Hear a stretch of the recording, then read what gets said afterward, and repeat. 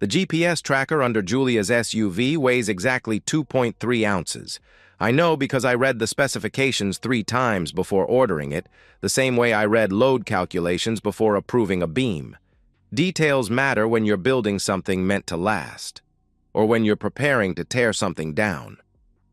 I'm sitting in my truck outside Dan's cabin, engine off, phone recording everything through that living room window. Julia's laugh carries across the night air, the same laugh she used to save for our Saturday mornings when the kids were still asleep and we'd make coffee in our pajamas. Now she's laughing while Dan unbuttons her blouse, her wedding ring catching the lamplight as she reaches for him. Some men would kick down the door. Some men would scream. I document. I calculate. I plan.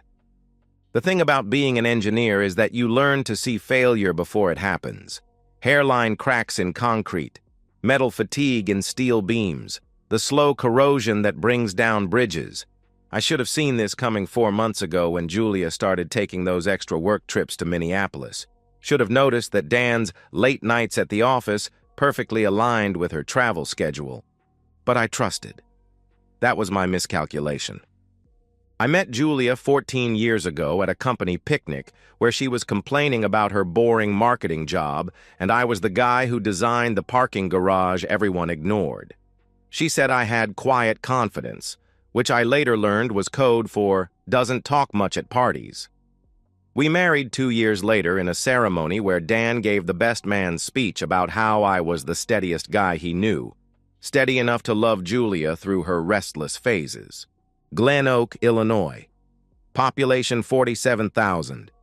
The kind of place where your accountant coaches Little League with your mechanic, where the grocery store clerk knows you buy the same cereal every Tuesday. It's a good place to raise kids, Julia used to say. A terrible place to feel invisible. That's what she started calling our life last year. Invisible. Our modest colonial on Maple Street with its sensible mortgage and efficient heating system. My predictable schedule: coffee at 6:15, work by 7:30, home by 5:45 for dinner. The way I'd kiss her forehead every morning and ask about her day every evening, even when her answers grew shorter and her smiles more forced. "You're a good man, Marcus," she told me 6 months ago while washing dishes, her voice carrying that peculiar sadness of someone delivering a diagnosis. "Sometimes I think you're too good." I should have asked what she meant. Should have noticed how she'd stopped wearing her wedding ring to bed, claiming it scratched her skin.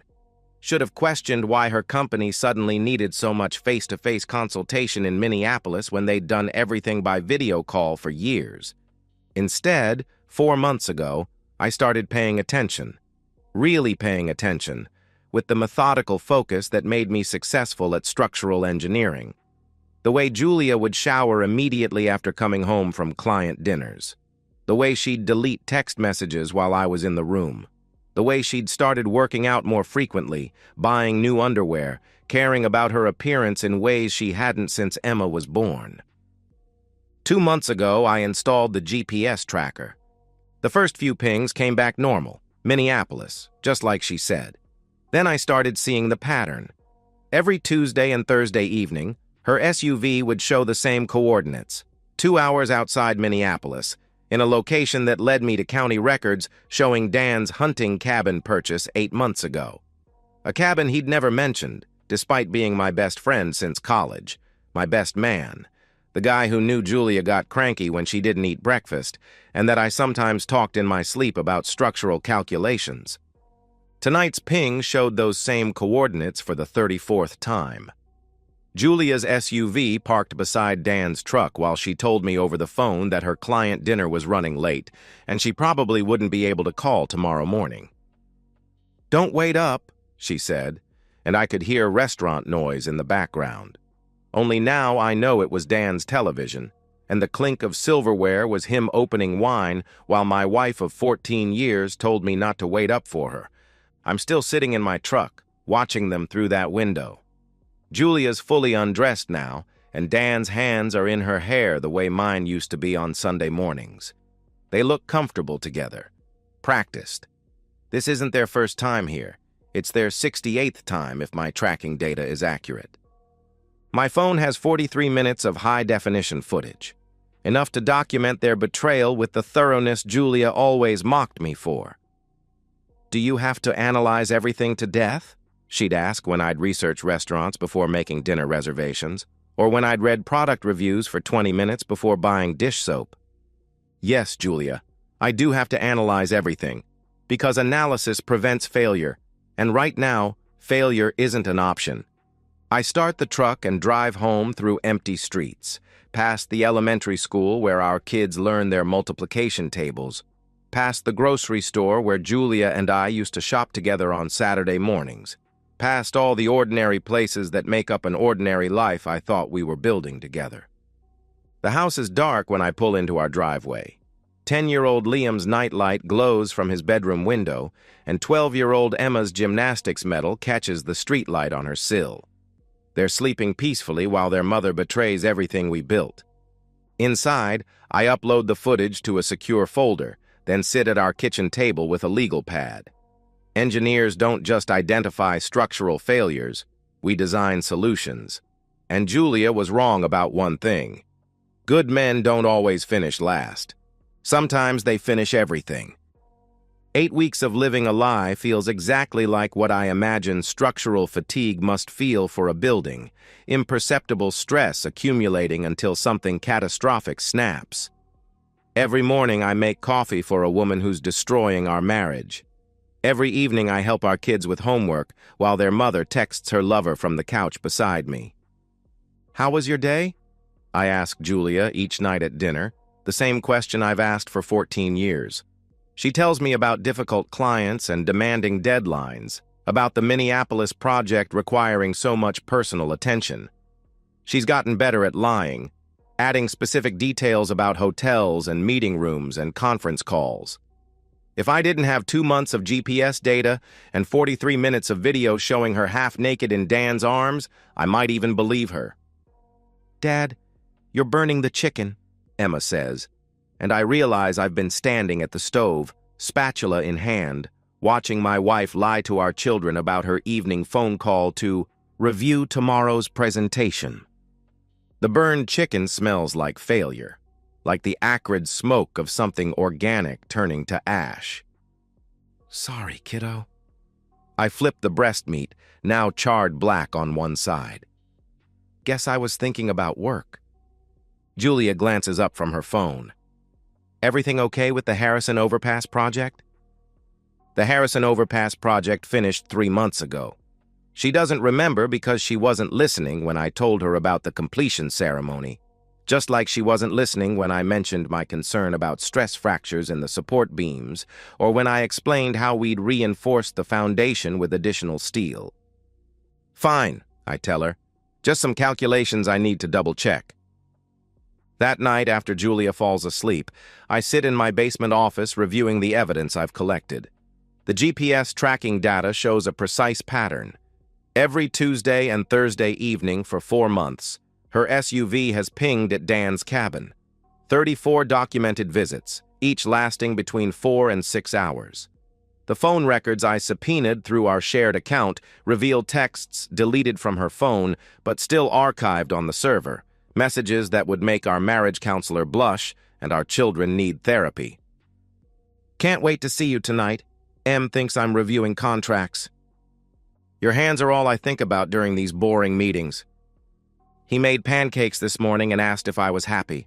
If only he knew how happy." M. Marcus. Me. The man who makes pancakes and asks about happiness while his wife counts hours until she can betray him again. I've documented 34 separate instances of adultery, each with timestamps, GPS coordinates, and supporting digital evidence. I've traced their pattern.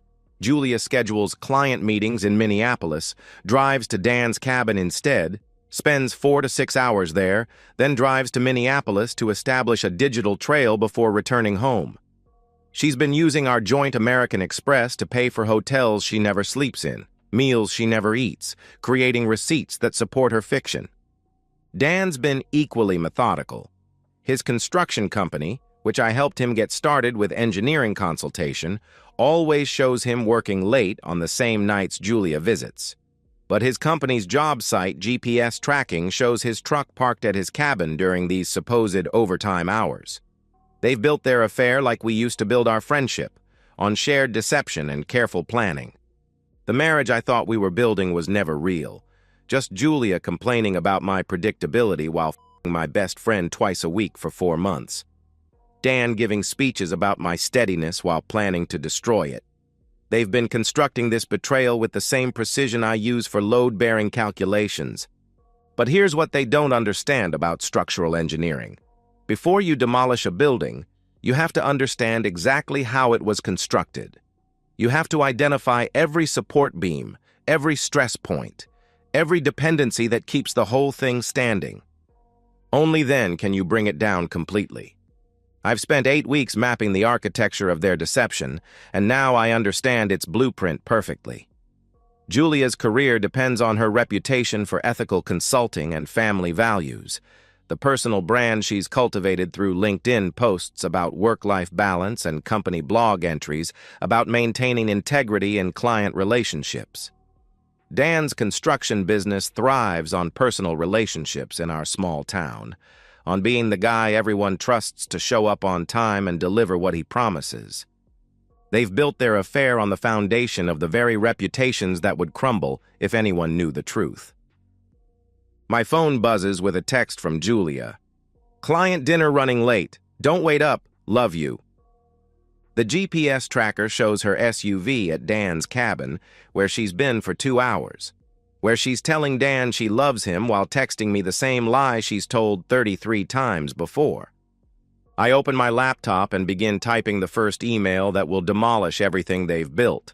The subject line reads, "Documented timesheet irregularities. Julia Ellison Consulting." Some men break things when they're angry. I build cases, and this case is airtight. Julia's termination letter arrives on a Thursday morning, the same day of the week she used to visit Dan's cabin.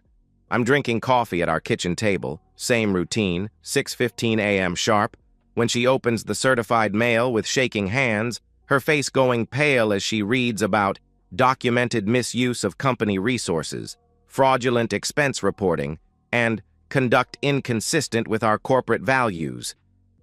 "They're firing me," she whispers, as if saying it quietly might make it less real. "They're actually firing me." I refill my coffee mug, taking my time with the cream and sugar. "What happened?"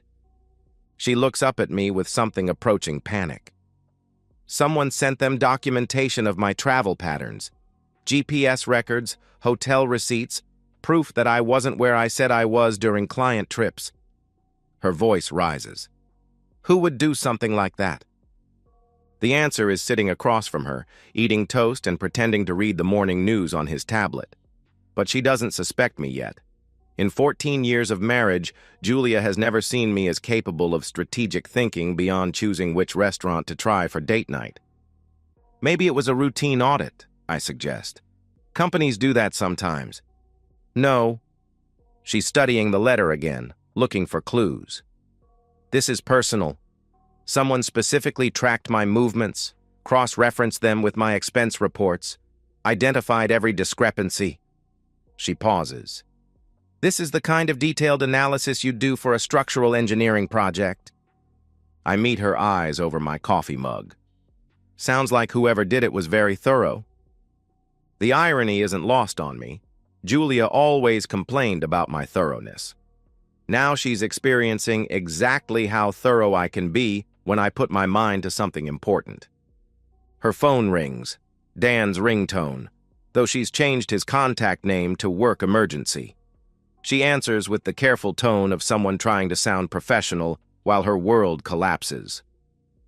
"I can't talk long," she says, glancing at me. "Yes, it happened to me too. Someone sent everything to my company." Pause. "I don't know who. I don't know how they got access to..." Another pause, longer this time. "What do you mean your clients are calling?" I pretend to read about local election results while listening to Julia's half of the conversation that's beginning to destroy Dan's business. Because while Julia's corporate overlords were reviewing her fraudulent expense reports, I was busy sending very different documentation to Dan's clients throughout Glen Oak. Small towns run on reputation. Dan's construction company built its success on being reliable, trustworthy, the kind of man you could depend on to show up when he said he would and finish what he started. His clients, the Hendersons who hired him to remodel their kitchen, the Catholic Church that contracted him for their new fellowship hall, the school board that selected his bid for playground improvements, they all believed they were hiring a man of integrity. So I sent them the truth. Not the intimate details. I'm not crude, just the professional implications. Time-stamped evidence that Dan had been billing them for hours he spent at his cabin. GPS documentation showing his truck wasn't at job sites when his invoices claimed he was working late. The kind of systematic fraud that makes clients wonder what else he's been lying about. Some of them are questioning their contracts, Julia whispers into the phone. Everyone's asking questions? Longer pause. Your family found out? How? Another pause. Oh God, Dan. Your mom saw what? I sent Julia's sister the video footage. Not to be cruel, but because Linda had spent 14 years treating me like Julia's disappointing consolation prize. Every family gathering, every holiday dinner, every birthday party where Linda would make pointed comments about Julia settling for small-town life with a boring engineer when she could have done so much better. Linda shared the video with Julia's mother. Julia's mother shared it with her book club. Julia's book club shared it with their neighbors. And in a town of 47,000 people where everyone knows everyone, secrets become currency faster than gossip becomes fact. By the time Julia hangs up the phone, she's crying.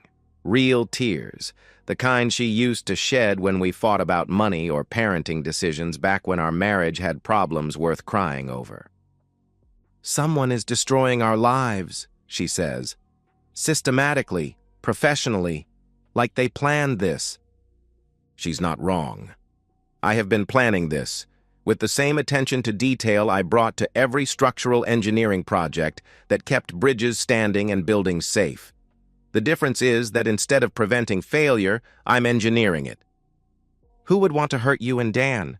I ask, my voice gentle with false concern. Julia stares at me across our kitchen table, and for the first time in 4 months, I see recognition in her eyes. Not love. We lost that somewhere between her first lie and her 34th betrayal. But recognition of the man she married, the man she underestimated, the man who's been sitting in this same chair every morning for 14 years, methodically planning his day while she planned his destruction. Marcus, she says slowly, what do you know about this? I finish my coffee and place the mug in the dishwasher, the same routine I've followed every morning of our marriage. I know that actions have consequences, Julia. I know that when you build something on a faulty foundation, it eventually collapses. I pause at the kitchen doorway. And I know that boring men notice everything. She's still sitting at the table when I leave for work, holding her termination letter like evidence of a crime she's finally beginning to understand. The demolition is ahead of schedule. 3 months after Julia's termination, the custody hearing takes place in a beige conference room that smells like disinfectant and broken promises. Julia sits across from me at a rectangular table, flanked by a legal aid attorney she can barely afford now that her consulting career is over. She's wearing the navy suit she bought for client presentations, but it hangs differently on her now, like clothes borrowed from someone who used to live a more confident life. Judge Patricia Steinberg reviews my documentation with the methodical attention I've learned to appreciate in people who understand the importance of details. 34 instances of documented abandonment. GPS evidence showing Julia's SUV at locations other than her claimed destinations during court-mandated parenting time. Financial records proving she used our children's college fund to pay for hotels that supported her fictitious work trips. Mr. Ellison, Judge Steinberg says, you've presented an exceptionally thorough case. My attorney, The best family law specialist in 3 counties, whose fees I can afford because I've been living below my means for 14 years while Julia spent our excess income on her affair, nods respectfully. Your Honor, my client has been the primary caregiver throughout this marriage. He maintained their home, attended every school event, provided stability while Mrs. Ellison pursued extracurricular activities. The euphemism makes Julia flinch. Extracurricular activities. As if my best friend twice a week for 4 months was equivalent to taking pottery classes or joining a book club. Julia's attorney objects to the characterization, but the evidence speaks for itself. School records showing I attended every parent-teacher conference while Julia missed 18 due to work commitments. Commitments that GPS data proves were actually visits to Dan's cabin. Medical records with my signature on permission forms because Julia was unavailable during Liam's broken arm and Emma's strep throat. Bank statements showing I paid for groceries, utilities, mortgage payments, and children's expenses while Julia's income went toward maintaining her double life. Mrs. Ellison, Judge Steinberg says, do you dispute these attendance records? Julia's voice barely reaches across the table. I was working, building my career. I thought Marcus understood that someone had to earn enough money for us to get ahead. Getting ahead? I speak for the first time since we sat down, my voice carrying the quiet intensity that used to make her pause during our worst arguments. You mean getting ahead with Dan while I raised our children alone? Her attorney touches her arm, signaling her to stay quiet, but Julia can't help herself. You don't understand what it was like being married to someone so contained, so predictable. I felt like I was disappearing. So you made sure our children disappeared from your priorities instead. Judge Steinberg intervenes before this becomes a full confrontation, but the damage is done. Julia has just admitted on record that she prioritized her personal fulfillment over her parental responsibilities. Every family court judge in Illinois has heard this argument before, and they know how it ends. The decision takes 18 minutes, full custody to me, with supervised visitation for Julia every other weekend. She's required to maintain employment and attend family counseling before any modification to the arrangement can be considered. She's also responsible for finding alternative housing within 30 days, since her termination makes her unable to contribute to our mortgage payments. Julia stares at the custody order like she's reading a death certificate. In a way, she is. The life she thought she was building with Dan, the future she imagined where she'd eventually leave our boring marriage for something more exciting. All of it just died in a beige conference room that smells like disinfectant and justice. Marcus, she says, as we walk toward our cars in the courthouse parking lot. I know you're angry, but this is cruel. Liam and Emma need their mother. I stop beside my truck, the same vehicle I drove to Dan's cabin that first night when I confirmed what I'd suspected for months. They need a mother who shows up, Julia. They need a parent who puts them first. You're destroying me. No, I correct her. I'm protecting them from someone who already destroyed herself. She starts crying then, the kind of broken sobbing that might have moved me 8 months ago when I still believed we were fighting for something worth saving. Now it just sounds like the structural groan of a building finally admitting it can't support its own weight. The man I married wouldn't have done this, she whispers. I climb into my truck and roll down the window. The woman I married wouldn't have f***ed my best friend twice a week for 4 months while lying to our children about business trips. Julia's face crumples, but I'm already backing out of the parking space. In my rearview mirror, I watch her standing alone beside her SUV, the same vehicle I tracked to Dan's cabin 34 times, the same vehicle that carried her away from our marriage and toward this moment when she finally understands the cost of betrayal. That evening, I help Liam with his math homework while Emma practices piano in the living room. The house feels different now, not because Julia's moved her belongings to the spare bedroom while she looks for an apartment, but because the uncertainty is gone. The questions that had been eating at me for months finally have answers, and the answers have consequences, and the consequences have given me back my children and my peace of mind.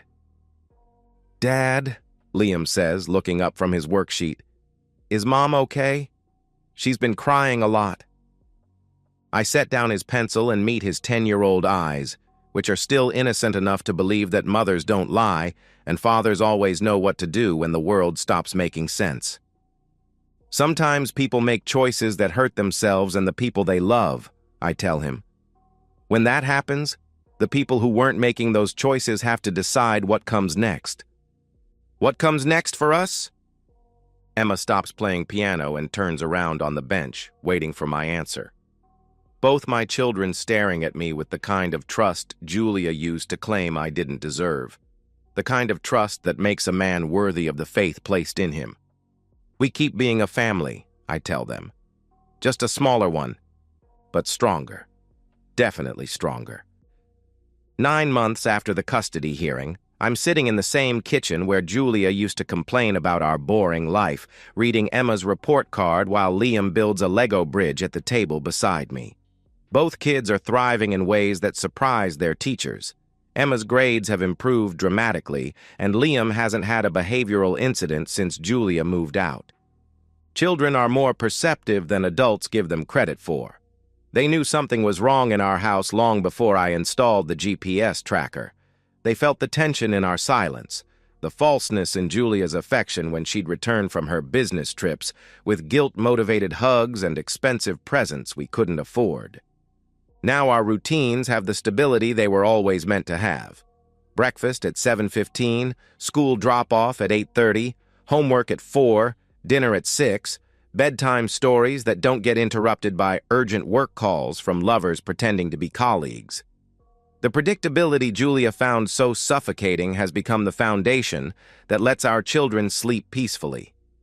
Julia lives in a 2-bedroom apartment across town, working retail at Target, while trying to rebuild a career she destroyed with her choices. She sees the kids every other Saturday afternoon at the library, supervised visits that ensure she can't poison them against me the way she tried during the first month after our divorce was finalized. Dan's construction business took 6 months to completely collapse. What started as client questions gradually became contract cancellations as word spread throughout Glen Oak about his systematic billing fraud. His reputation in our small town became so toxic that even his family barbershop stopped acknowledging him as a regular customer. Last I heard, he'd moved to Phoenix and was working for someone else's construction company, building other people's projects instead of running his own. Their affair, which once seemed so passionate and liberating, lasted exactly 3 weeks after I exposed it. Turns out that relationships built on betrayal don't have much structural integrity when subjected to real-world stress. Who could have predicted that? The modest colonial on Maple Street that Julia used to find so confining has become our sanctuary. Same mortgage, same efficient heating system, same sensible furniture. But now it represents what it was always meant to represent: stability, security, the kind of solid foundation that lets a family grow without constantly worrying about collapse. I've become something of a local legend in Glen Oak, though not in a way I ever expected. The quiet man who outmaneuvered his cheating wife so thoroughly that the story serves as a cautionary tale throughout our community. Mothers warn their daughters about taking good men for granted. Husbands joke about not crossing the engineer who notices everything. My reputation has actually improved. I'm seen as the wronged party who handled his betrayal with dignity and strategic precision, the devoted father who protected his children from an unstable mother, the man who proved that boring doesn't mean helpless. Emma brings me her report card, straight A's for the 3rd consecutive marking period. "Mrs. Patterson says I'm her most focused student," she announces proudly. "That's because you get it from your dad," Liam adds without looking up from his Lego bridge. "The focusing thing." They're right, of course. Focus is what allowed me to document Julia's betrayal so thoroughly. Focus is what helped me navigate the legal system and secure our future. Focus is what transformed me from the predictable husband Julia left behind into the formidable man who rewrote the entire story of our marriage. But here's what I've learned about revenge. It's not a single moment of satisfaction. It's not the look on Julia's face when she realized I'd been orchestrating her downfall, or the sound of her crying when the judge awarded me full custody. Revenge is the quiet satisfaction of watching the life you built remain standing, while the life your betrayer thought she was building crumbles completely. It's the knowledge that your children are safer, happier, more secure without the person who was supposed to love them most. It's the understanding that your methodical nature wasn't a flaw to be overcome, but a strength to be leveraged when everything you cared about was under attack. Most of all, it's the realization that you didn't just survive betrayal. You used it to become someone better than the person who tried to destroy you. Julia was right about one thing.